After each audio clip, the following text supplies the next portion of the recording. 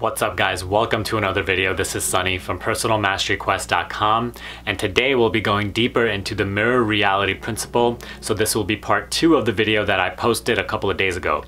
Originally, I wasn't really planning on making this video for a couple of days, maybe like a week or two, but I had a conversation last night with one of my coaching clients who was struggling with a problem that I constantly see people struggling with. And it tied perfectly into this theme of mirror reality. So I thought, why not get this message out there, because I think this is something that people constantly get in their own way with, and this needs to stop. The problem that I'm talking about is constantly looking for manifestation on the outside. Constantly looking at your external situations and circumstances as confirmation for everything that you've been doing on your own, right? Like all the self-help work, all the meditation, all the visualization, whatever you're doing. Constantly looking for confirmation of that on the outside. This completely works against you because, as you know, the external reality is at all times just a mirror reflection of our internal state. So if you're always in a perpetual state of waiting just for things to manifest outside, and you're constantly looking outwards for proof that what you're doing is working, the only thing that will be constantly reflected outwards is a perpetual state of waiting. Your reality will always just consist of you waiting for things to happen, you waiting for that next opportunity, you waiting to make more money, and you just always in a state of looking outwards to see, has it happened yet? Has it happened yet? What I see is a lot of people implement a lot of things in their life, right? A lot of these practices from self-help that will better their lives. And that is amazing because you're actually taking action towards your dream life. Now, the next step is to just make that a part of you. Make those things not just exercises that you're doing to make something happen, but rather things that are just a part of your identity. So don't just meditate to make something happen. Make meditation a part of your personality, a part of your identity.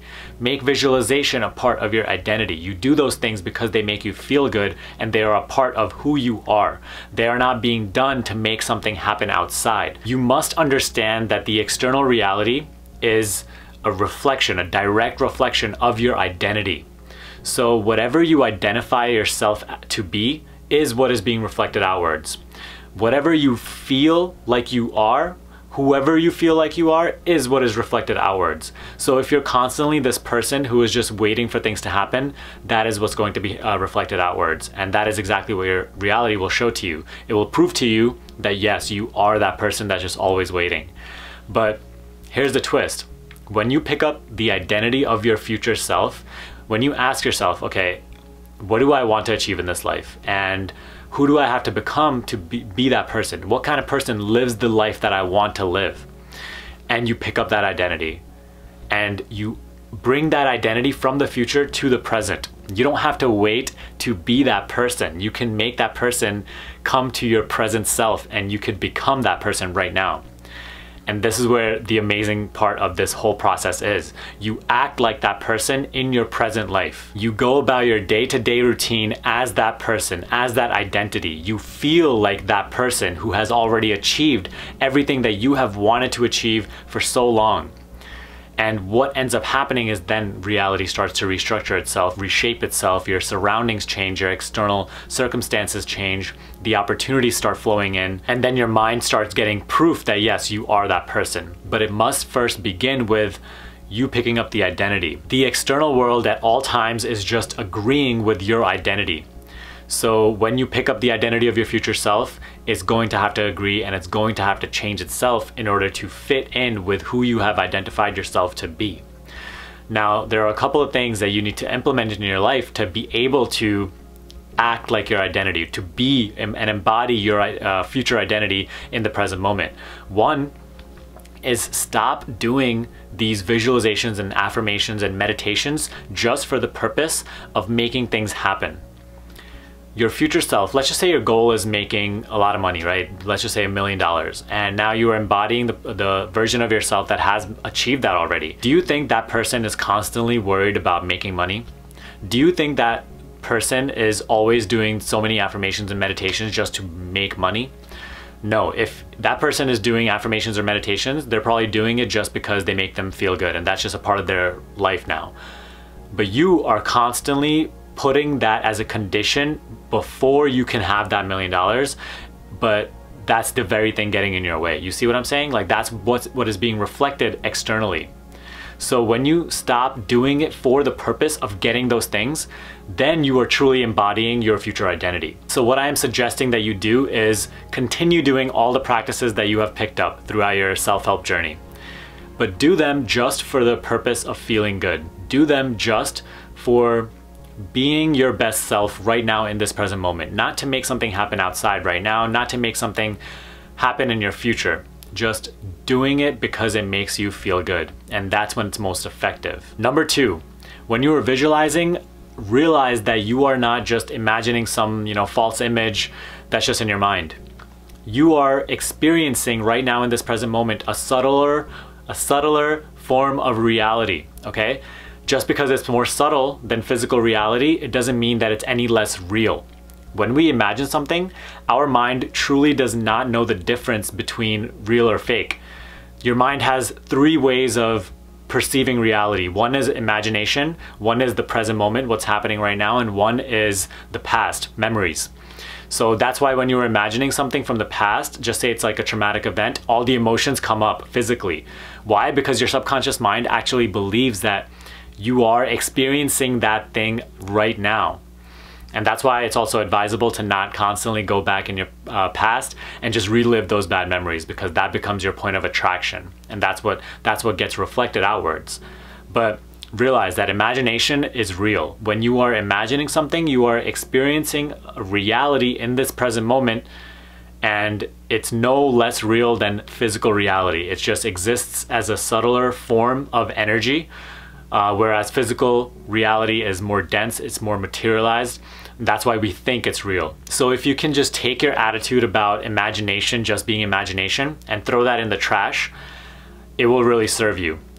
Pretend if you have to in the beginning, because eventually you will build this understanding, but in the beginning, if you do have to just pretend that it is real, do it, okay? When you are visualizing, you are literally experiencing your future reality right now.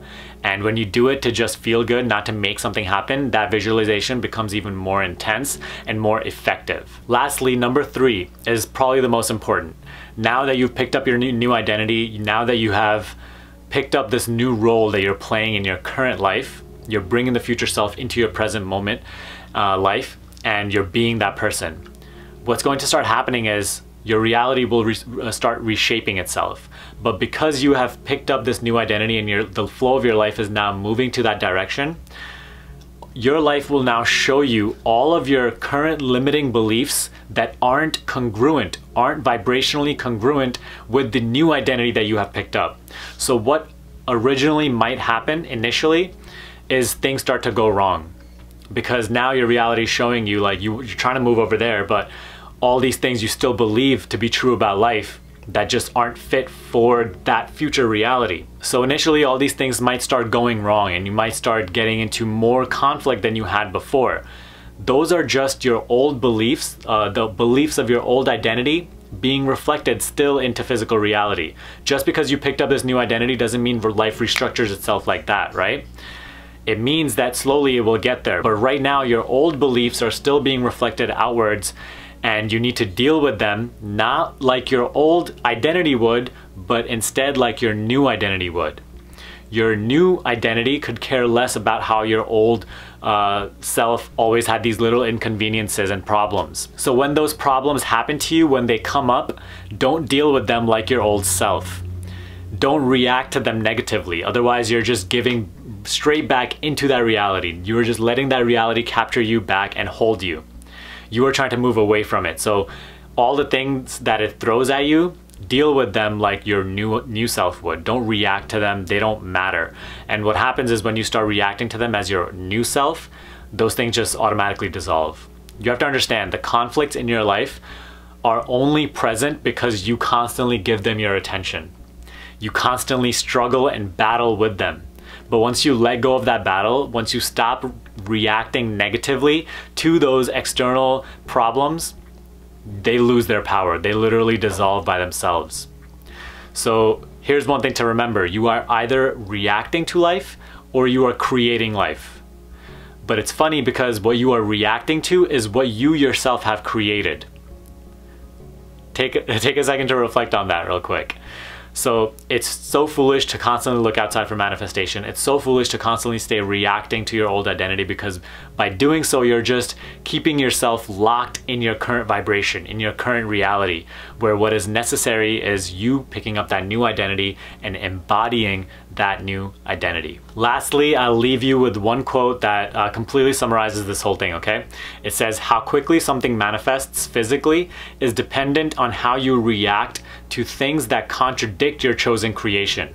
The next steps after assuming a new creation is not receiving manifestation, but reacting to the unwanted in a new way. What it's basically saying is that how fast something manifests in your physical reality is more dependent on you reacting to the unwanted in a new way, like your new self, rather than waiting for manifestation, which is what most people do, and which is the problem that we were discussing in this video. So don't wait, don't constantly look outside, simply be the reality you want to experience. Be first, then you can have.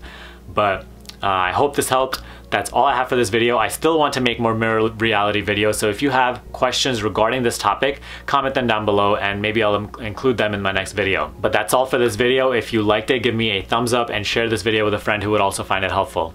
If you would like to get coaching with me one-on-one, the link for that is in the description box below. Subscribe to this channel if you haven't already, and I will see you in the next video.